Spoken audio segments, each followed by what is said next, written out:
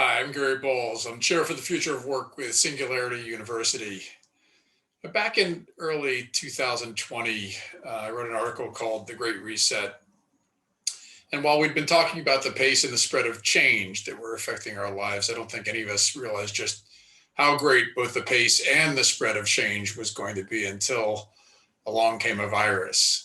But I talked back then about sort of three phases that we'd gone through in previous resets, like the Great Recession, and seemed likely we're going to be encountering. There's going to be this falling off the cliff phase, there's going to be this sort of riffling along the bottom phase, and then hopefully a third phase where we might build back better. So this is that middle phase, the hang in there phase, the constantly changing face of uncertainty. And many of us, both in the United States and around the world, we have alternate realities depending upon the infection rate, the vaccination rate, geography, culture, your industry, your organization, your work role, your family circumstances.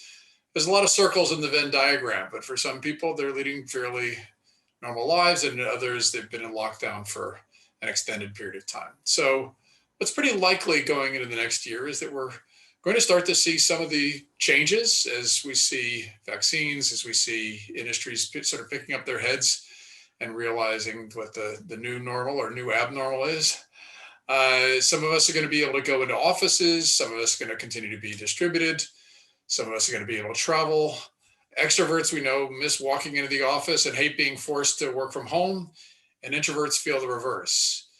We know we miss each other, but we also don't know yet how to be safe and when to trust when we can get together. So all of that is going to take some time, but we're going to start putting the pieces of our lives back together, and that should give us all hope. Now, there's a lot of challenges that we need to deal with. Small businesses, for many, the pandemic was like a meteor strike extinction event, an unimaginable toll on many small organizations, on people's work, people's incomes, and people's lives. But on the other hand, digital industries have been flourishing. We know that there's a huge increase in business starts. We know that what happens often in these kinds of downturns is that there's a Cambrian era explosion of new online businesses. And this is when history says that lasting innovation happens. What we can't do is what we did in the Great Recession and let millions of people fall by the wayside. So here's what I think we can and should and hopefully will do. Courageous leaders and investors need to encourage the policies and the practices that ensure every person possible can have access to meaningful, well-paid work. We need to ensure that economic prosperity doesn't just pool in our cities, but that we invest in the people and the companies that populate our rural towns.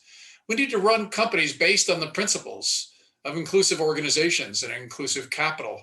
And we need to do all of that as rapidly as possible. We can't wait to see if the economy that we want gets rebuilt. We have to do it ourselves. So hang in there. Let's all acknowledge there's weariness, but don't give into it. We can take positive action, each one of us. If you can hire someone who's been long-term unemployed.